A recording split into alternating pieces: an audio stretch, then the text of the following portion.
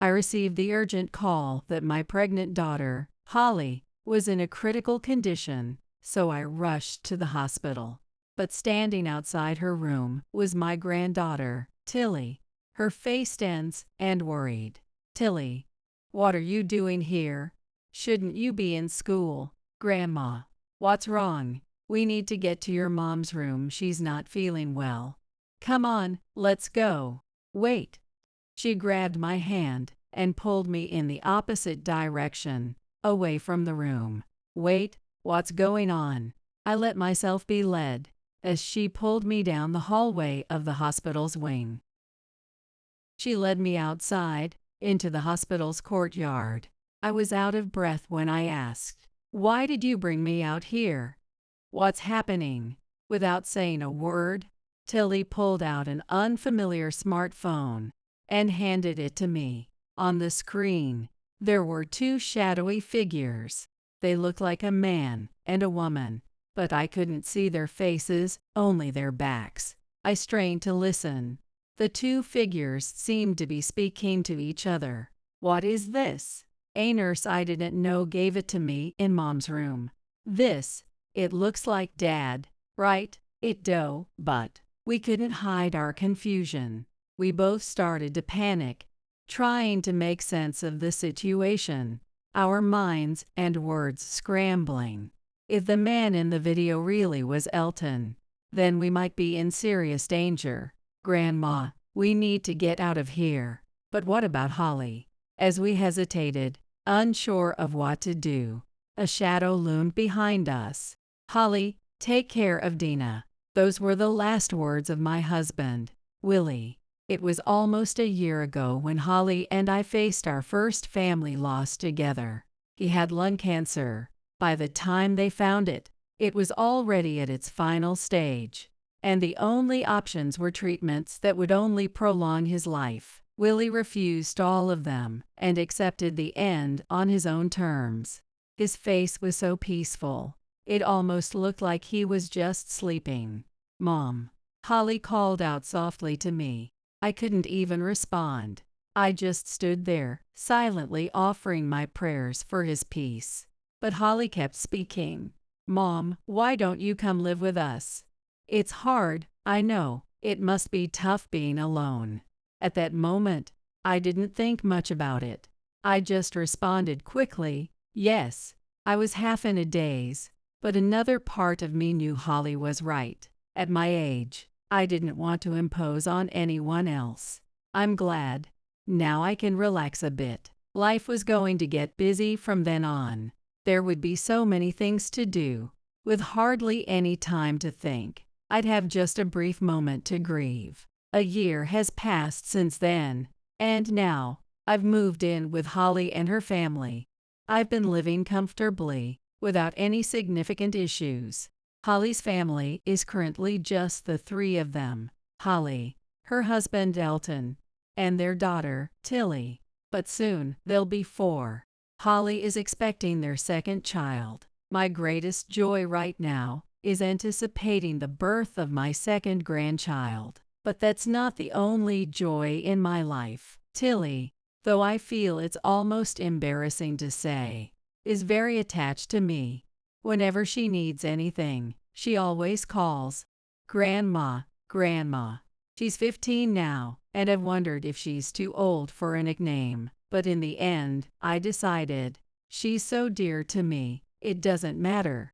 Watching her grow up and thinking about the grandchild yet to be born fills me with contentment. I couldn't ask for more than this, or so I thought. But there's one thing that worries me, just a bit. It's Holly's husband, Elton. His day starts early, and he comes home late. I understand that he's working hard for the family, but what really concerns me is the lack of communication he has with the family. Not just with Holly and Tilly, but even with me, who is home almost every day. I hardly get the chance to speak with him. I felt a sense of discomfort, but I told myself it was just their way as a couple, so I didn't say anything. There's no need to stir up trouble unnecessarily. One afternoon, as Holly and I were spending time together. Holly, who was nearing her due date, suddenly turned pale and clutched her stomach in pain. Beads of sweat formed on her forehead. "Holly, what's wrong? Are you okay?" Could she be going into labor already? But it seemed too early. The due date was still a while away. Holly, struggling to catch her breath, answered, "Can you call an ambulance?" "Yes, of course." I felt frustrated with myself for forgetting something so basic. I wasn't sure if it was because of my age or just the shock of the situation, but I felt overwhelmed. "Hello, I need an ambulance. The address is..." Within 10 minutes, I heard the siren approaching from a distance. Feeling a small sense of relief mixed with a lot of anxiety, I got into the ambulance with Holly. At the hospital, the doctor's first words were, "We need to admit her." They said they couldn't identify the cause of the pain, so they needed to run tests. They also mentioned that it had to do with her being pregnant, but assured me they'd investigate thoroughly, and I felt somewhat relieved. Thankfully, both mother and baby were not in immediate danger. Tilly, who had left school early, brought all the essentials Holly needed for her stay clothes, a toothbrush, and other things. When we met up, Tilly and I shared a moment of relief. As Holly slept, likely due to the medication and exhaustion, Tilly and I quietly spoke. "What did Mom say? Did she mention anything?" "They still don't know the exact cause. That's why she's staying for tests. But they said the baby is fine, so everything should be okay." "I see. Let's stay with her until she wakes up." "Yay, okay," Tilly answered, but her face was still clouded with worry. It was understandable her mother had collapsed, after all. I tried to lighten the mood and distract her. "How was school today?" "Well, it's fine. I'd rather be here than stay at school feeling anxious. Not knowing what's happening would be even worse." "Tilly, you're really so mature. I can't wait to see what kind of adult you'll become." It wasn't exactly a light-hearted conversation, but Tilly managed a small smile for a moment. Holly woke up about 2 hours after I had arrived at the hospital. She hadn't lost consciousness, so she was already aware of her condition. After a brief chat with her, Tilly and I left the hospital. On the way home, I noticed Tilly still had that worried look on her face, so I made a suggestion. "Tilly, how about we stop somewhere for a bit?" She hesitated for a moment. "I haven't lived this long for nothing. I can read the emotions of my dear granddaughter. There's no way I would miss something like that." It was clear that Tilly was hiding something and struggling with it. That's exactly why I wanted to find a way for her to relax, to give her a moment of relief. Of course, I wouldn't force her to talk, but if she felt like opening up, I was there to listen. "Are you sure it's okay to leave the house like this?" Ever since Holly became pregnant, I had taken over most of the household chores. Tilly seemed concerned about it, but with Elton coming home late most days, there was no rush to prepare dinner. Grabbing tea somewhere wouldn't be an issue. "It's fine, we can grab something quick like a frozen meal on the way back." As I said that, I felt something nagging at me. The answer came to me right away. Why didn't Elton rush to the hospital when Holly collapsed? If your pregnant wife suddenly falls ill, it's a major emergency. He doesn't have a job that demands him so much that he couldn't get away. And yet, even after 2 hours, he hadn't shown up. Could it be? While I was lost in my thoughts, Tilly responded, "Let's go to that cafe up ahead." Conveniently, there was a cafe just a short walk away. We decided to stop there and take a little break. I am a little scared of Dad. Elton is Holly's second husband, and Tilly still wasn't used to calling him Dad. In fact, she said she was afraid of him. I could understand why. After all, we barely had any conversations with him. "Can I ask why you feel that way?" "I don't know. I just don't understand him. He's never home. and even when he is, he doesn't talk to us. It feels like I can't approach him. I'm trying to be mature and figure it out on my own, but she slowly began to open up. It must have taken a lot of courage for her to speak up, but hearing her talk, I felt like some things began to make sense to me. Maybe Elton really isn't invested in this family. It's starting to seem like the evidence is piling up. Even earlier, we waited for hours, and he didn't call, right? I just feel like it's exactly what it looks like. It seemed Tilly had reached the same conclusion as I did. I decided to open up as well, sharing my farts with her. Grandma, you were thinking the same thing. Yes, for a while now, I've felt like something was off. And then, like you said, he didn't even call today, so now I'm really starting to think something's wrong. I couldn't put it into words like you, Grandma, but knowing we're on the same page makes me feel a bit better. I'll try to talk to him soon. Don't worry about it, Tilly. Leave it to Grandma. Okay, thanks. Tilly picked up her now cold cup and responded. Her expression wasn't as gloomy as before. It was as if a small ray of hope had broken through. After about an hour, we decided to head home. It was evening, but the sun hadn't fully set yet, and the air was still warm. By the way, are we still getting dinner on the way back? She asked as we stopped at the crosswalk. Yay, what should we pick up? The light changed, and as I started to step forward, I thought about what was in the fridge. That's when it happened. Tilly pulled my arm hard, causing me to fall to the ground. Before I could even think, a car sped past us, right where we would have been. Even after a few seconds passed, the sound of the wind rushing by still echoed in my ears. I had no idea what had just happened. Grandma, are you okay? As if those words were a switch, I finally managed to move my gaze. A crowd had gathered around us. What happened? We almost got hit.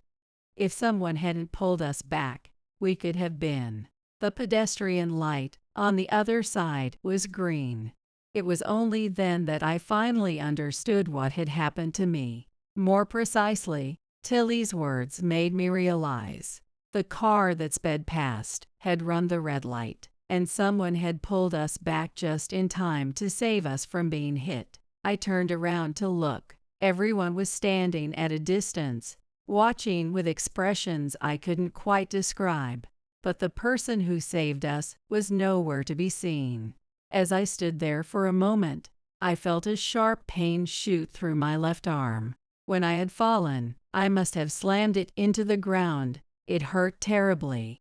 I didn't have much experience with this kind of pain, but instinctively, I knew it was likely a fracture. Excuse me, please move aside. As I tried to stand, using my left arm for support, a shadow emerged from the crowd. It was a familiar one. Are you two okay? Dad. I was on my way back from visiting the hospital and happened to pass by. What happened here? Being in such a confusing situation, without knowing what to do, I felt relieved that someone capable of making the right decisions had arrived. After I explained what happened, Elton called for an ambulance. I told him it wasn't that serious, but my words were quickly dismissed. I wonder how many people end up in an ambulance twice in one day, I thought to myself. An almost absurd idea. As I was being accompanied by Tilly, I continued to contemplate. Grandma, are you okay? I'm fine. This feels like a bit of an overreaction, though. Elton said he would go home first to grab a change of clothes for me, just in case, and then left. That's when I noticed something and felt a shiver run down my spine. Even though Elton isn't biologically related to Tilly, he still didn't say a single word to her, his own stepdaughter. Shocked by this unexpected behavior, I watched as the ambulance doors closed behind us. Fortunately, the injury to my left wrist wasn't severe, but they still kept me in the hospital for 2 days. Considering my age, It was probably for the best. Despite the minor inconvenience, I was grateful to be able to return to my normal life. But more than anything, I couldn't shake my concern about Elton. I wanted to have a conversation, not necessarily confront him, but with his business trips and consistently late returns, finding a proper time was proving impossible. Days passed with this frustration building, and then I received a call from the hospital where Holly was admitted. Her condition had suddenly changed. They needed to perform an emergency C-section, even though there were only a few days left until the due date. This unexpected news filled me with a sense of helpless anger, but getting caught up in such feelings wouldn't help anyone. I quickly gathered my things, doing the best I could with my still healing hand, and hurried out of the house. I got off the bus and entered the hospital. As I pushed my way through the crowd of visitors to reach Holly's room, I was surprised to find not a doctor or a nurse, but Tilly waiting for me. "Tilly, what are you doing here? Shouldn't you be in school?" Only then did I realize it was already evening, long past the end of the school day. "Grandma, what's wrong? We need to get to your mom's room. She's not doing well. Come on, let's go." "Wait." Tilly grabbed my hand and started running in the opposite direction of the room. The strength of her pull reminded me of the same force she used when she saved me from getting hit by the car just a week ago. "Wait, what happened?" I let myself be pulled, running down the hallway of the hospital wing. Tilly led me outside, into the courtyard. Out of breath, I asked, "Why did you bring me here? What's going on?" Tilly didn't say a word. Instead, she pulled out a smartphone I didn't recognize and handed it to me. On the screen, there were two shadowy figures. They appeared to be a man and a woman, but their faces were hidden, and I could only see their backs. As I strained to listen, the two figures seemed to be talking. "If the accident goes as planned, we'll get a lot from the inheritance and insurance." "Well, it's not really an accident, though." "But are you sure? I mean, even if it's your mother-in-law, what about your daughter?" "It's fine. She's not really my daughter anyway. She's at that rebellious age and getting annoying." "And what about the baby? That's what you're here for, isn't it? You'll handle that part. If everything goes well, we'll be able to live happily." "If you say so, I'd do anything for you." I couldn't comprehend what I was hearing, but one thing was clear. The man in the video was my son-in-law, Elton. "What is this?" "A nurse I didn't know gave this to me earlier in Mom's room." "This is Dad?" "Right. It looks like him, but we were both visibly shaken. Our minds raced, and we struggled to process the situation, panic creeping in. If the man in the video really was Elton, then it explained his lack of concern for Holly earlier. But beyond that, it revealed something far more serious. Our lives were in danger. "Grandma, we need to get out of here." "But what about Holly?" As we hesitated, unsure of what to do, a shadow loomed behind us. "What are you two doing here?" We both flinched, turning to see who it was. There, standing with a familiar face, was Elton. Tilly froze in fear, unable to speak. As for me, after seeing something like that, I couldn't think of a single thing to say.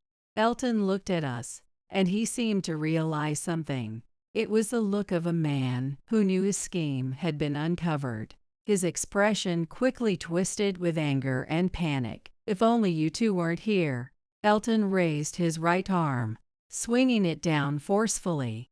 I instinctively closed my eyes tightly. Just before Tilly's scream pierced the air, I heard a shout followed by the sound of something heavy hitting the ground. When I cautiously opened my eyes, I saw a man grappling with Elton. The stranger's eyes, partly hidden by his slightly long hair, were intense and determined. "Who the hell are you? Let go of me." It appeared that this unknown man had stepped in to help us. "I've got this under control. You two need to get to Holly's room." The man, who had a bit of a rugged look, expertly tied Elton's hands behind his back. "Oh, and before you go, take this." He handed me a business card with one hand while restraining Elton with the other. "Call me when things settle down." Even in such a chaotic situation, his professionalism struck me, but now wasn't the time to dwell on it. We needed to get to Holly. I grabbed Tilly's hand and hurried away. I glanced down and saw the business card clasped between the fingers of my left hand. The words "Private Investigator" were clearly printed on it. When I returned to Holly's room, she was no longer there. A terrible thought crossed my mind. "Excuse me, where is the pregnant woman who was in this room?" I asked, catching my breath as I stopped a posse nurse. "She was just taken to the operating room." "Are you family?" "Yes, I am." "Can you tell me where it is?" The nurse, polite but with a hint of hesitation, offered, "I'll show you the way." She explained that Holly had lost consciousness and was taken for an emergency C-section. "Please, let both the mother and baby be safe." I prayed deeply in my heart as I continued moving through the hospital without a moment's rest. I couldn't tell how much time had passed. Perhaps it felt like an hour when finally, several doctors and nurses emerged from the operating room. The surgery was successful. Both the mother and baby are safe. As soon as I heard those words, tears flooded my eyes. I hugged Tilly, and we shared our relief and joy together, despite all the worries still lingering. At that moment, I just wanted to feel pure happiness. A few days later, one morning after that tumultuous day, I was in the hospital room where Holly was recovering. In my arms was a new life, my newborn granddaughter, named Libby. This second grandchild, so precious, filled me with a joy that I couldn't put into words. But at the same time, I still hadn't told Holly anything about what had happened that day. I didn't want to worry her unnecessarily. And later today, I was scheduled to meet with the detective who had saved us. Hopefully, I would get closer to the truth. Of course, I hadn't mentioned any of this to Holly. All she knew was that I would be leaving around noon. That time was fast approaching. "What's wrong, Mom? You're awfully quiet." "Oh, it's nothing." I couldn't help but wonder how Holly would react when she learned everything. The thought must have shown on my face. "There's something I need to apologize for, Mom." Her sudden confession made me tense up a bit. "What is it?" "All of a sudden."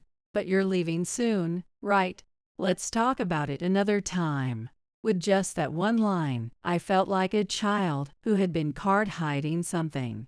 Later that afternoon, I met up with Tilly, who had left school early, and we headed to the same cafe we had visited before. It was a chain cafe, nothing particularly distinctive about it. As soon as we entered, a man waved at us from the back of the cafe. It was undoubtedly the same man who had helped us that day. Sitting next to him was a woman who seemed vaguely familiar, though I couldn't quite place her. Who could she be? "Hello. I hope I haven't kept you waiting." "No, not at all." Tilly, noticing something, let out a small gasp. "Allow me to introduce myself properly. My name is Ernie. I apologize for my abrupt appearance the other day. As the card says, I'm a private investigator." Ernie, dressed in a worn suit and shirt, greeted us. His appearance was far from polished, but his manners were respectful and composed. Through the gaps in his somewhat unkempt hair, his eyes, unlike the intensity from that day, appeared much calmer. "And this is Janet. She's a nurse at the hospital where Holly is staying." I knew it. "So that's who you were." Seeing the confusion on my face, Tilly explained more about her, sensing my curiosity. "Oh, you're the nurse who lent me the smartphone that day, right? The one with the video." Grandma. You remembered. It all made sense to me now. This woman, Janet, was the one who had recorded that video. Well, for now, please take a seat. Let's start at a comfortable pace. Though honestly, I'm not sure where to start. Ernie scratched his unshaven chin. I decided to ask the first question myself. So I understand you're a private investigator. But who hired you? Well, let's start there. The person who hired me is Holly. What a revelation. So she had known everything from the beginning. Like me, had she stayed silent to avoid causing unnecessary worry. Holly is an old high school friend of ours, he said, gesturing back and forth between himself and Janet. I see. It might be easier if Janet explains it. Holly happened to be brought to the hospital where I work. Once things settled, I approached her, and she remembered me. We started chatting frequently after that. Janet paused for a moment before continuing. One day, I noticed a doctor at our hospital named Alyssa chatting with Holly's husband. But it wasn't just like old friends catching up, it felt suspicious. When I told Holly about it, she admitted she had been feeling uneasy for a while. That's when she reached out to Ernie, the private investigator. I see. With this explanation, the pieces of the puzzle started to fall into place. She had known about the affair from the beginning. And as for the video, once I got hold of it, I kept a close watch to make sure you two were safe. I asked him to. The person who saved you at the crosswalk near this cafe was him. Ernie scratched his messy hair and muttered, "You didn't need to mention that." Really? Thank you so much for that. Thank you. It's nothing. If anything, I was shocked when I found out that you got hurt despite my efforts. I'll cover your medical expenses. I'm really sorry about that. Not at all. It's nothing compared to the fact that you saved both my life and Tilly's. That's priceless. I appreciate you saying that, but I still can't rest easy unless I make amends. People say not to judge a book by its cover, but I had never met someone who embodied that saying as much as Ernie did. Now, what I have to say next is difficult, so I want to make sure you're prepared.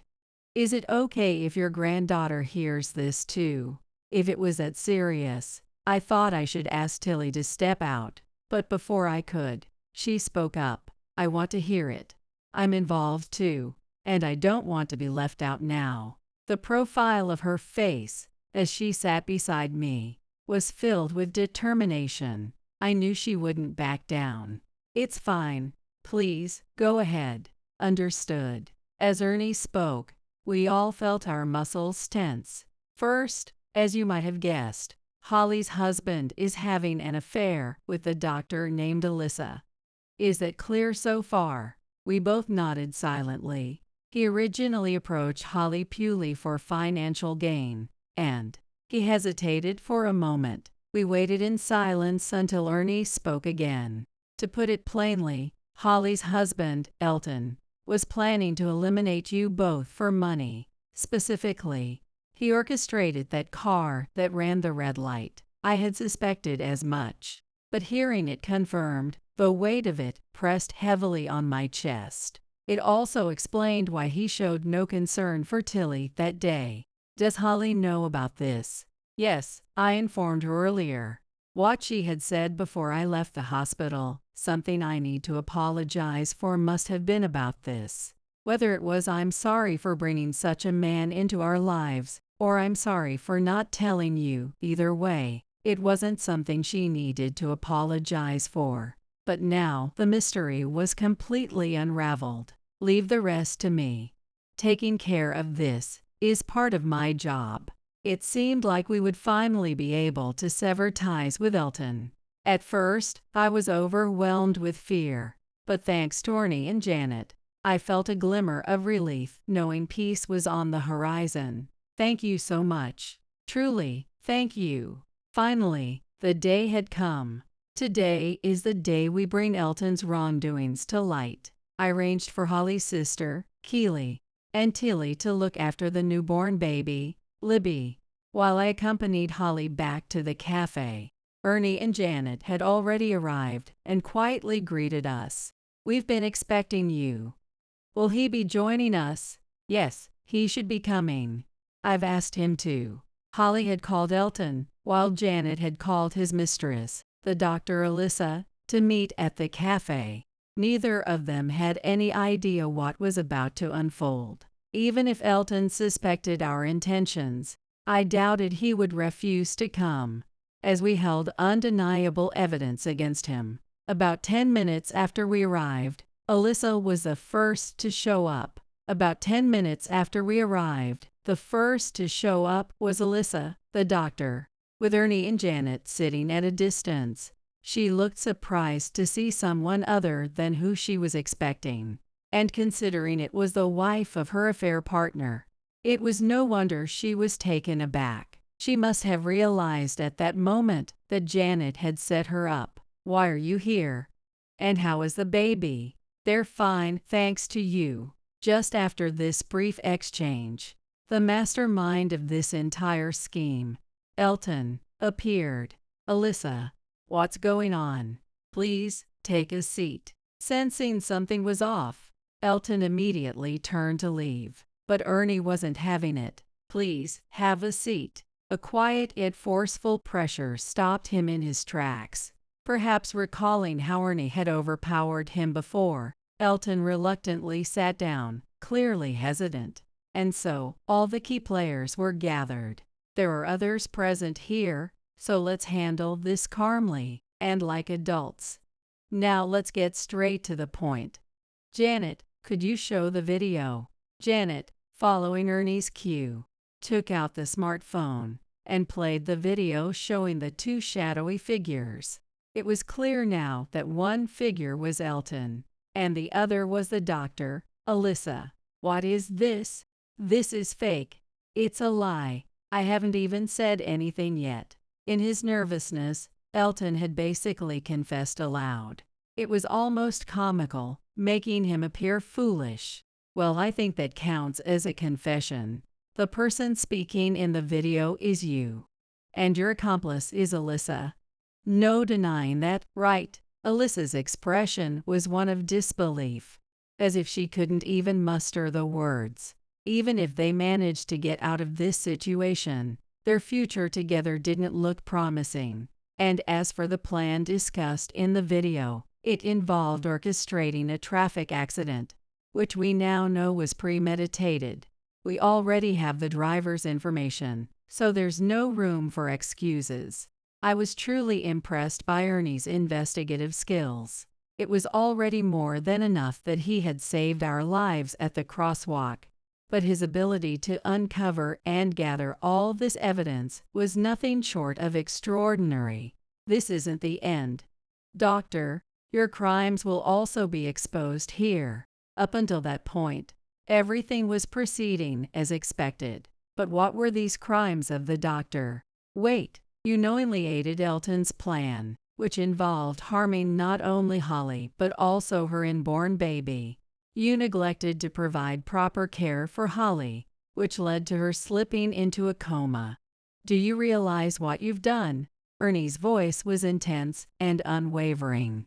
No, I only did what I was told. Another incriminating statement. The weight of these revelations ignited a deep anger within me.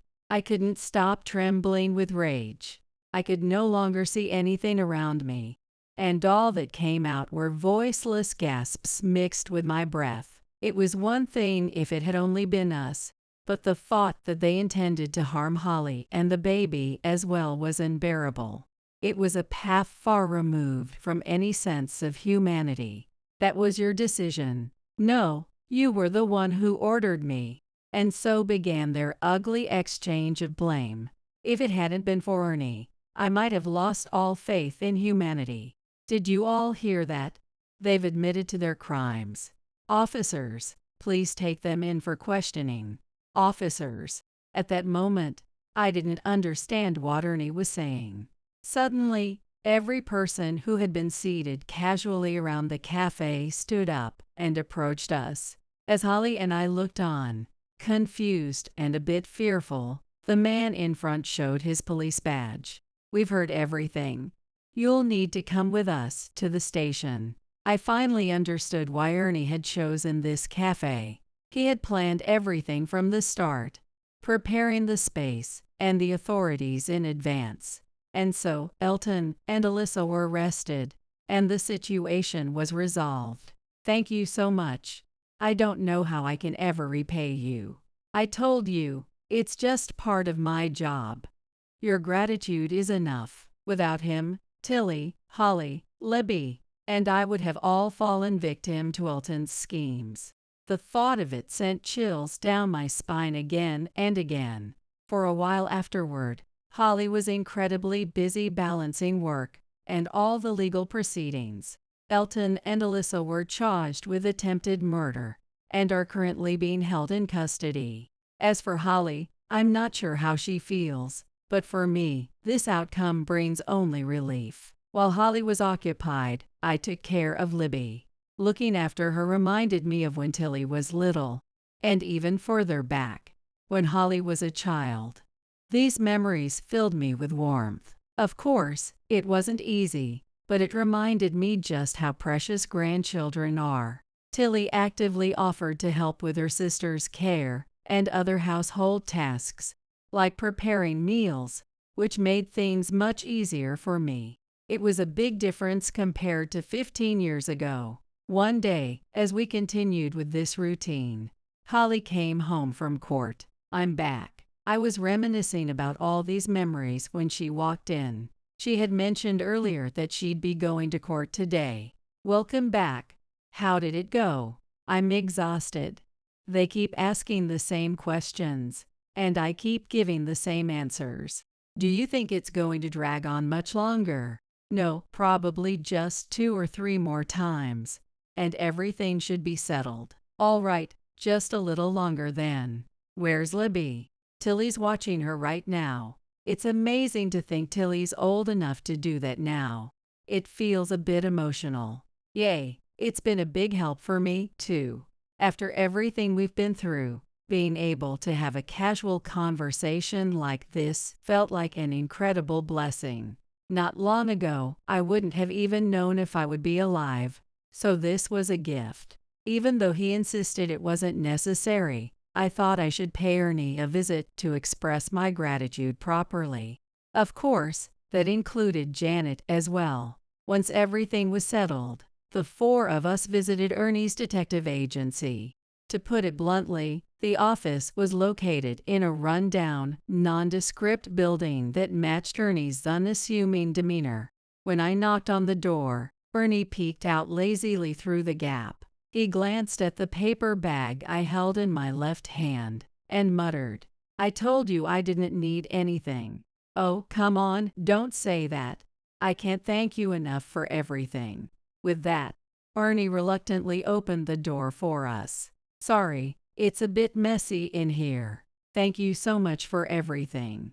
Thank you, Ernie." Next, Libby spoke up. It was probably her own way of saying thank you.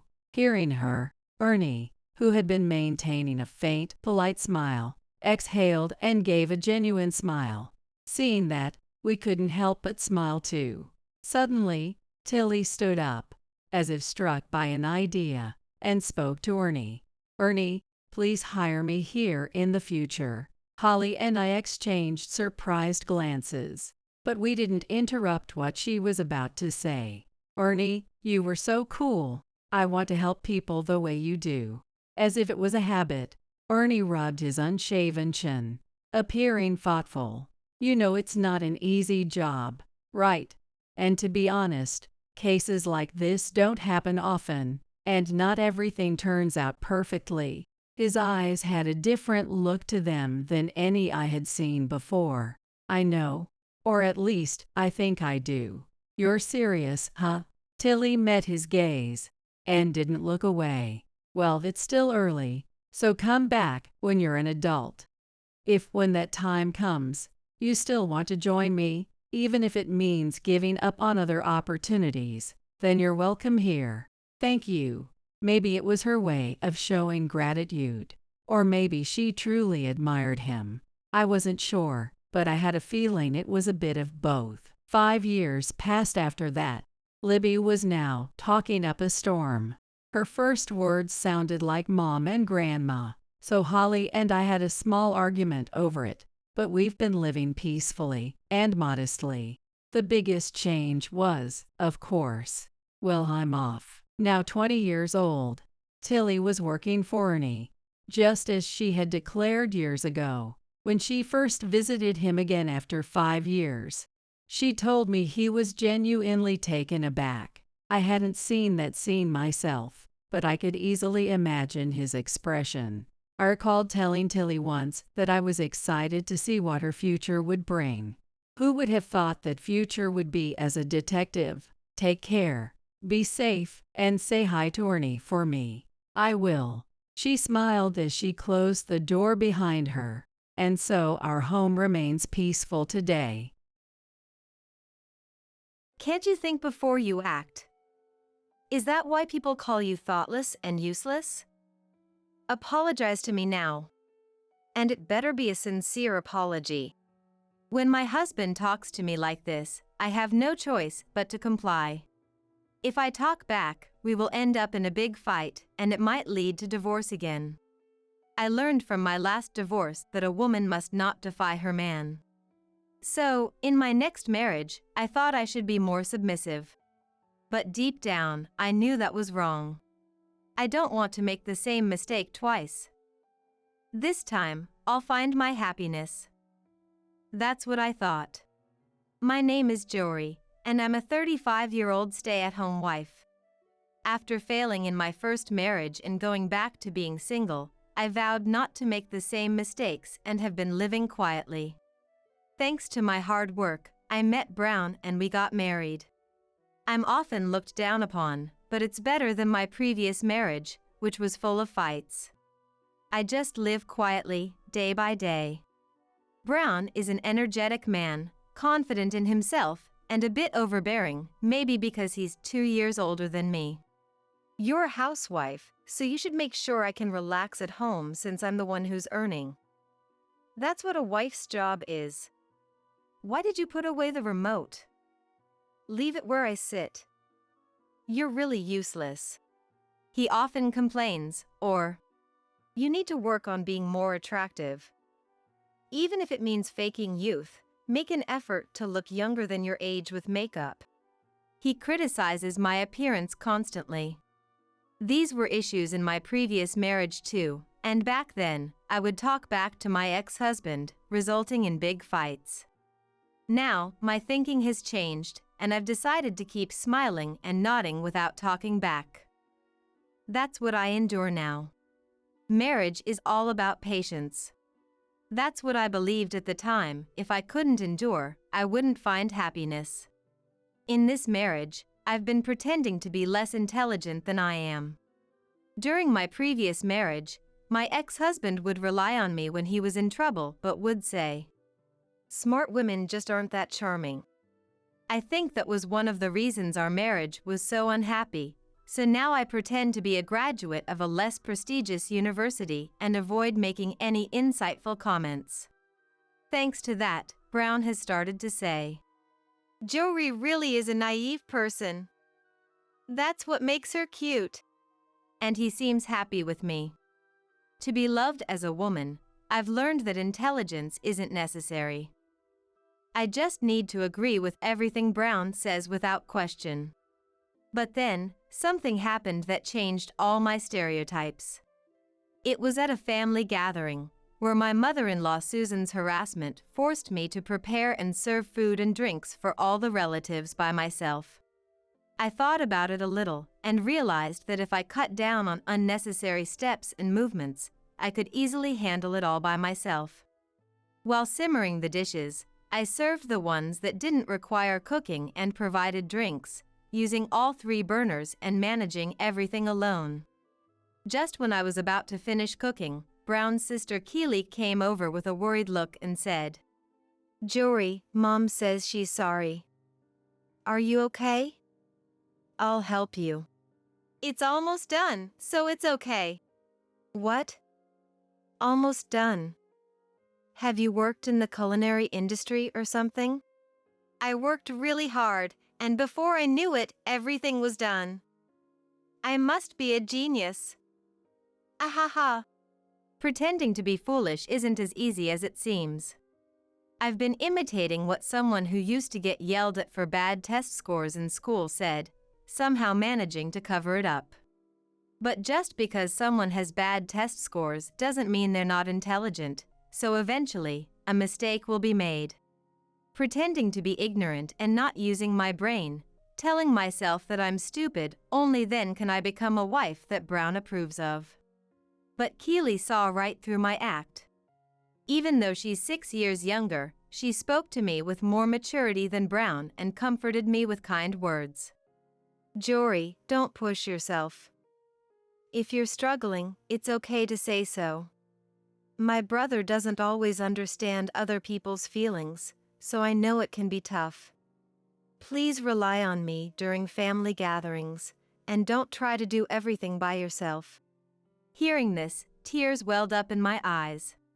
Pretending to be someone I'm not was painful, and the fact that I had to act foolish to be loved was heartbreaking. Thank you, thank you. I thanked Keely over and over and had her help me carry the food. Since then, Keely and I have been chatting on social media and occasionally going out together. My in-laws consist of my father-in-law working overseas, leaving Susan to manage the house on her own. That's why, when Susan gets out of control, there's no one to stop her. I was glad to have Keely on my side, and that was enough. But Keely did more than I expected. At the next family gathering, when my Susan tried to push work onto me, Keely said, Mom, a son's wife is someone else's precious daughter. If I get married, would you treat me the same way as Jory? She defended me. At first, Susan replied, But Jory is a divorced person, right? People who get divorced must have some character flaws. If I don't educate her properly, Brown won't be happy. She's not smart and lacks skill, so I have to be strict. Have you ever asked her why she got divorced? I don't know about that. Well, that means you really need to see for yourself what kind of person Jory is. I know Jory's a good person. Kind and very warm-hearted. But I'm worried because she sometimes neglects herself. You do see that, don't you, Mom? Keely conveyed with utmost sincerity, and Susan gazed at her thoughtfully before looking serious. Brown told me that you're struggling in your marriage because you're not very bright. But just like this kid says, even when I've given you impossible tasks at family gatherings, you've managed them effortlessly. If you were really dumb or inept, you wouldn't have been able to do them. See, Keely exclaimed, and Susan apologized to me. I've only been listening to Brown's opinion, and I thought it was right. Jory, I'm truly sorry for my rudeness until now. It's all right. Susan apologized to me repeatedly. Honestly, being told to do all the cooking never made me feel uncomfortable. I never even thought it was harassment, but I was slightly happy, thinking that Susan and I might get along better from now on. After that, Susan was tough on Brown. Stop complaining about Jory and start making an effort to be a good husband that matches her. Brown was initially downcast by this, but it seemed to have wounded his pride. When he got home, he glared at me and yelled, What did you tell Mom? Really, having a dumb wife is a pain. I didn't say anything. Even if Susan says something, just be yourself. I told her that you've always treated me well at family gatherings. My bewildered response only made Brown angrier. Huh? You're saying you lied to me? So, you don't really like me?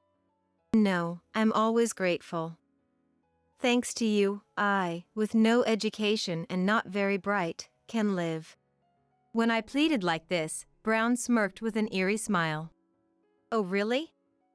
Then you'll do whatever I say, right? Yes, I'll do anything.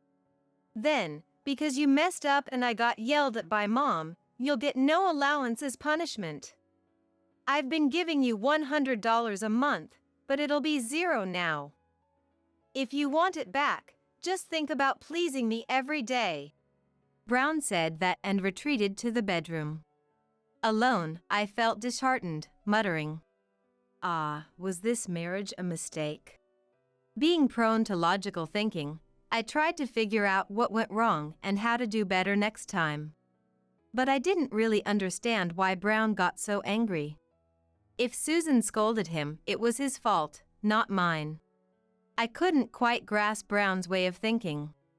Anyway, even without an allowance, I wouldn't be in trouble since I had nearly $10,000 saved up from before marriage. I didn't want to please Brown, so I continued to live as I had been. However, suddenly, for some unknown reason, Brown grabbed my arm, forced me to sit on the floor, and said, "Can't you use your head more? This is why people call you thoughtless and useless. Apologize to me. Deeply apologize to me."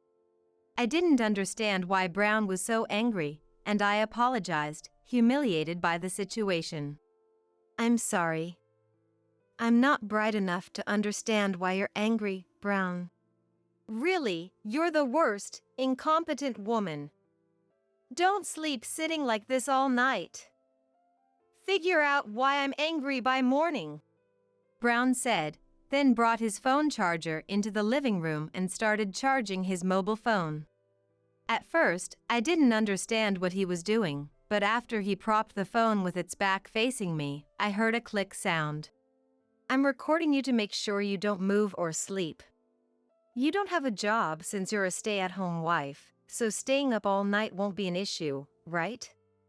But don't slack off on tomorrow's chores, or I won't forgive you," Brown said, and then went to the bedroom alone. I was a mess of disappointment, disbelief, and anger toward Brown. Regret surged within me, wondering why I had married such a man. I remembered that something similar had happened in my previous marriage. It wasn't that bad, but it seemed like my ex-husband also had a feeling of wanting to control me, and wanting me to obey him at all costs. With that thought, the reasons for my failed marriages, both my previous one and the one with Brown, became clear. It was my poor judgment in choosing men. I became angry at my past self for not coming to this conclusion earlier. Choosing a man so similar to the last one, wasn't I just failing to learn from my previous mistakes? Once I understood that, the only thing left was a feeling of wanting to end this marriage, which was neither enjoyable nor anything else.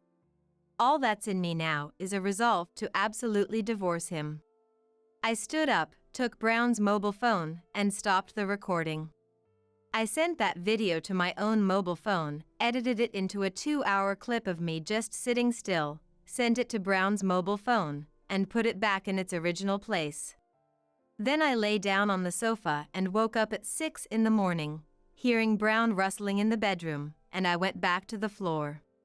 Brown seemed satisfied that I was sitting on the floor, but was shocked that the screen on his mobile phone had gone dark, and the video had stopped after about 2 hours.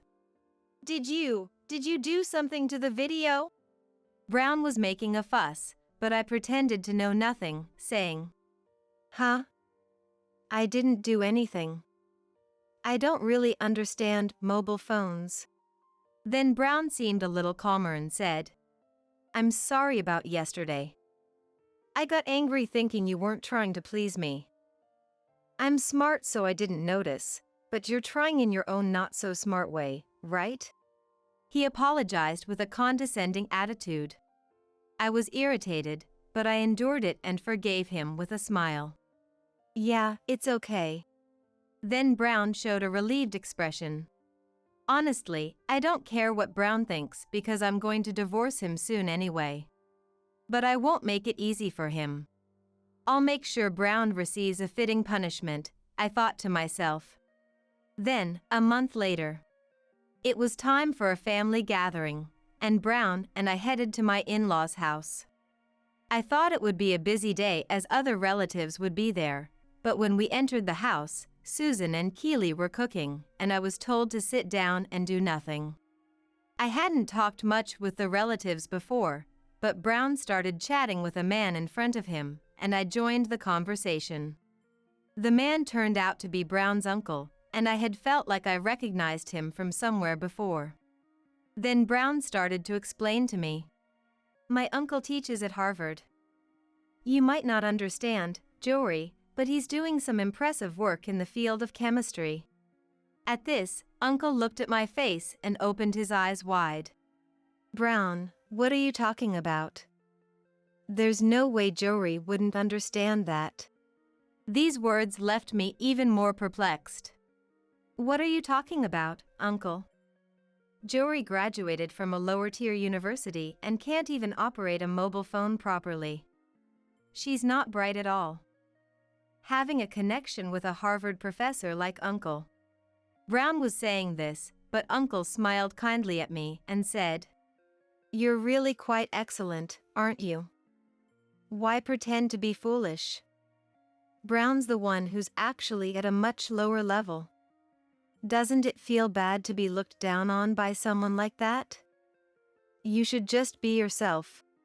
Uncle's loud voice caught the attention of other family members, and everyone at the table, including Susan and Keely, turned to look at us. Well, I guess you're right. I'm getting tired of being ridiculed all the time. Shall I tell the truth? Actually, I graduated from Cambridge University. After that, I attended a graduate school in America. As I revealed this, Brown's face showed shock.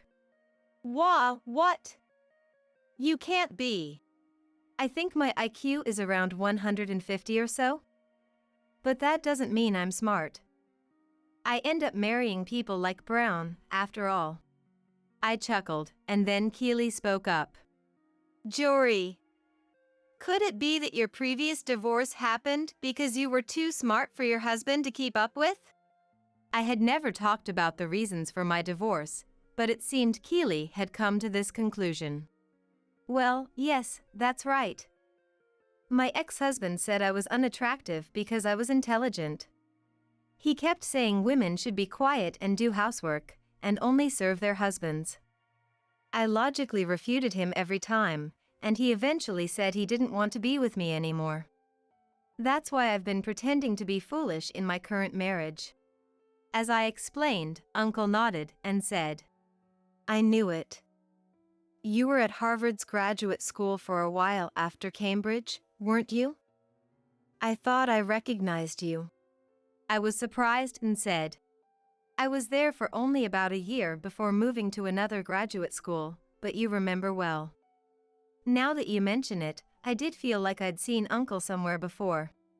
I never forget a face, though I'm not good with names. Besides, you were famous in the university for being both smart and beautiful. I thought you looked familiar, and indeed, it was you. Uncle began to laugh proudly for some reason, while Brown's face turned pale and rigid. Seeing this as a good opportunity, I said, By the way, there's something I want to show everyone. I took out my mobile phone and played a video. It showed me sitting on the floor while Brown was instructing me to stay up all night. Brown's voice was clearly audible. Then Brown jumped up. This is fabricated. You did this to frame me. The fact that you only filmed for 2 hours proves it was your fault. Pretending to be an idiot. As he screamed this, he grabbed my collar. The men around restrained Brown, and Susan said, I don't want to dine with such a despicable man. Please throw him out. With that, Brown was thrown out of the house. At the entrance, Susan yelled at Brown, who was crouching. I didn't realize you were this foolish. I was foolish as well. I'll contact you later about what to do next. Go home and behave yourself." Then she slammed the door and locked it. Then Susan bowed her head to me and said, "I'm so sorry about Brown. I had no idea he did such a terrible thing. And yet, I once believed what Brown said." She covered her face with her hands and started crying. Keely and I supported Susan's body. "Susan isn't to blame, right? It's okay. I've already forgiven Susan a long time ago." I reassured Susan and kept repeating that until she finally recovered, put on a smile, and said, "The food's getting cold, let's eat together." We all returned to the living room.